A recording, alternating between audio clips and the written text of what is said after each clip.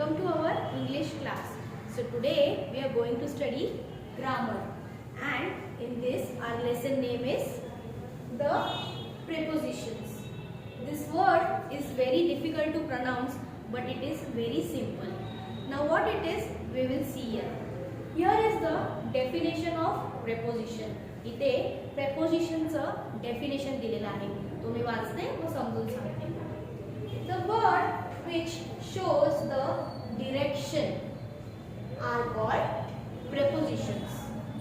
Words म्हणजे शब्द, directions म्हणजे दिशा दाखवणारे. जे शब्द दिशेबद्दल सांगतात, दिशा दाखवतात, त्यालाच काय म्हणतो आपण? prepositions.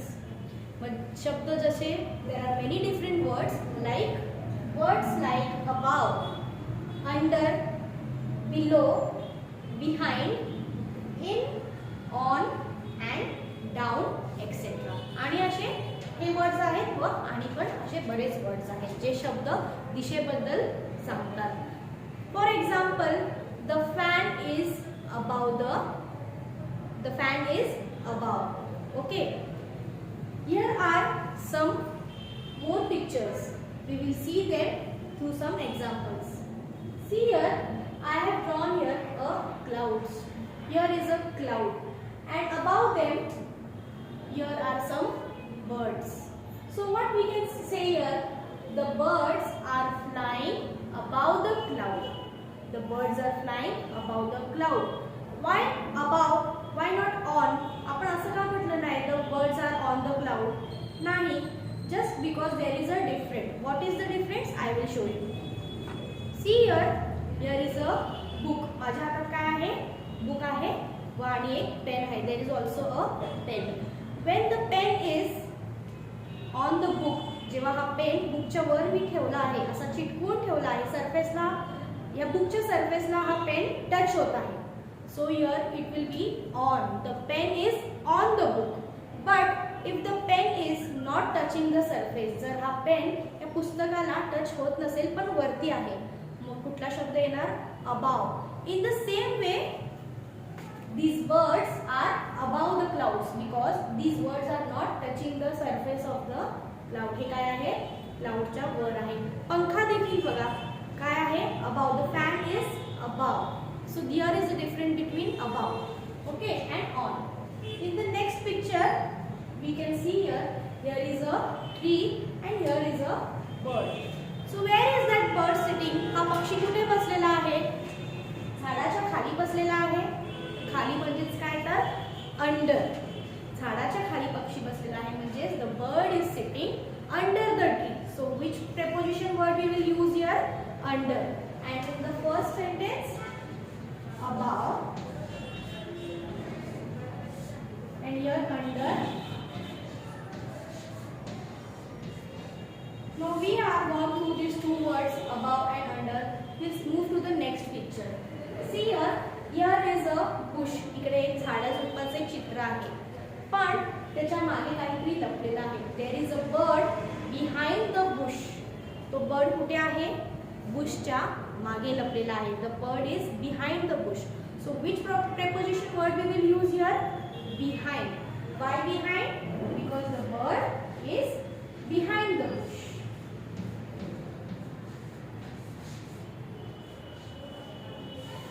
Okay, so we'll move to the next picture. Here is a coconut tree. Imagine here are some leaves of coconut tree. तुम्ही असं विचार करा की इथे काहीतरी कोकोनटच्या झाडाची काही पानं आहेत, पण हा जो पक्षी आहे त्या पानांच्या मध्ये जाऊन बसलेला आहे. पानांवर नाही तर पानांच्या मध्ये, त्या कोकोनट ट्रीच्या आत जाऊन बसला आहे. So which preposition word we will use here? In the coconut tree. What we will use? In. I-N. In. The word in. The bird is sitting in the tree. Same. One more picture is here. Same like this picture. Here is one more picture. इथे आणि एक चित्र same आहे. म्हणजे बघा, here is a basket and here are many flowers. Here is a basket and त्या basket मध्ये काय आहेत? आत आहेत. कुठे आहेत? तर आत आहेत, वरती नाही आहेत. बास्केटच्या आत आहे. So which word we will use in because ते आत आहेत. जसा हा पक्षी आत होता झाडांच्या, तसेच हे फुलं बास्केटच्या आत आहे. Again we will use the word preposition in.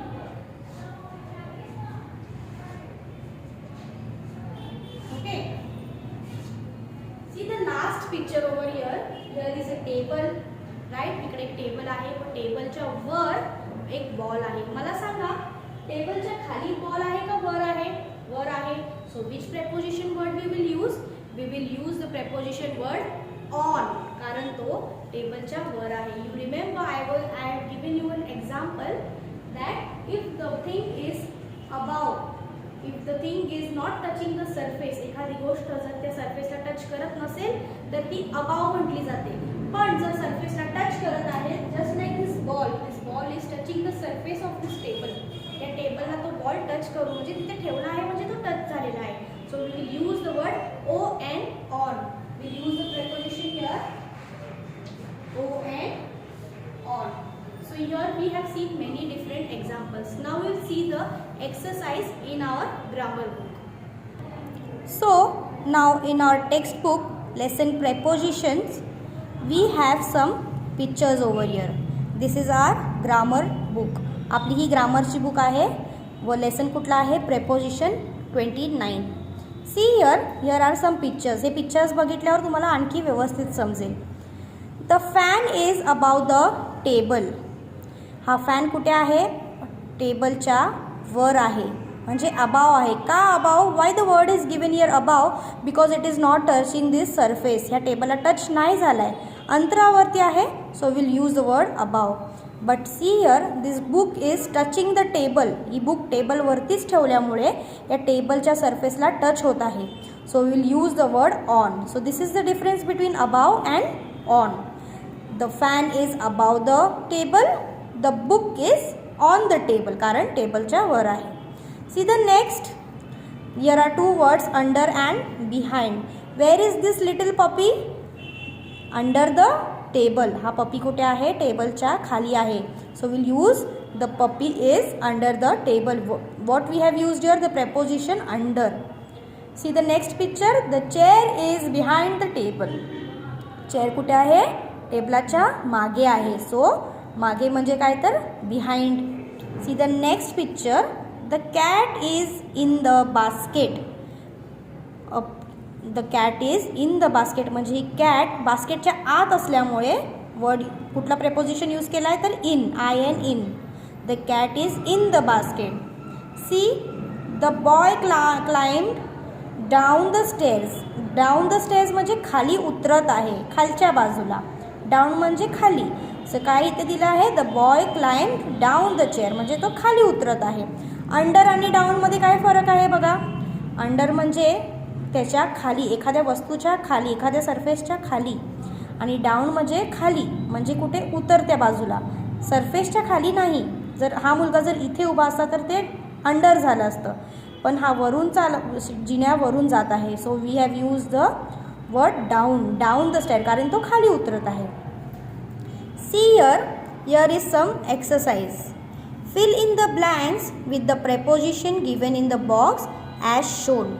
इकडे एक छान चित्र दिलेलं आहे. Here is a beautiful picture over here and here are some questions asked. So we will guess this picture and we will see the what is the answer. The parrot is sitting dash the branch. First of all, where is parrot? Parrotला शोधा पाहू. Here is the parrot. Parrot कुठे बसली आहे? एका झाडाच्या फांदीवरती बसली आहे. So we have used the word on. The parrot is sitting on the branch. The tiger is dash in the cage. Tiger केजच्या बाहेर आहे का आत आहे? आत आहे. बरोबर. So we have used the word in. The preposition in. The tiger is in the cage. The giraffe is behind the tree. Here the giraffe is behind the tree. झाडाच्या मागे आहे. So we have used the word behind. The preposition behind. The giraffe is behind the tree. The eagle is above the tree. See here, the eagle is above the tree. का above? Not, why not on? On का नाही use केलं इकडे? why aboveच का use केला आहे? कारण हे दोघांमधील अंतर आहे. ट्रीमध्ये आणि तो जे ईगल आहे त्याच्यामध्ये भरपूर अंतर आहे. They are not touching each other. They are not touching the surface. So it is above. The eagle is above the tree.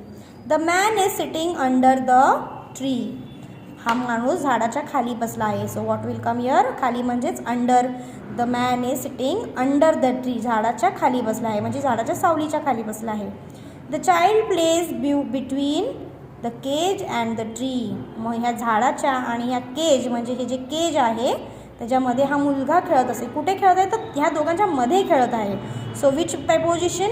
Between will come here. The fence run around the zoo. Fence run around the zoo म्हणजे बघा, हे fence म्हणजे हे fence म्हणतात ह्याला. हे border असते आपल्या, म्हणजे फेन्स म्हणजे बॉर्डर असते किंवा असं आपण पाहिलं असेल गेटच्या अवतीभवती आपला जो एरिया असेल त्याला आपण सराउंड करायला हे असं यूज करतो, असं बनवतो बरोबर. त्यालाच काय म्हणतो आपण? फेन्स म्हणतो. मग हे कुठे आहे? गार्डनच्या अवतीभवती आहे. सो अराउंड म्हणजे अवतीभवती फेन्स आहे. The fence runs around the zoo. The road is dash the fence. मग हा जो रस्ता आहे तो कुठे आहे?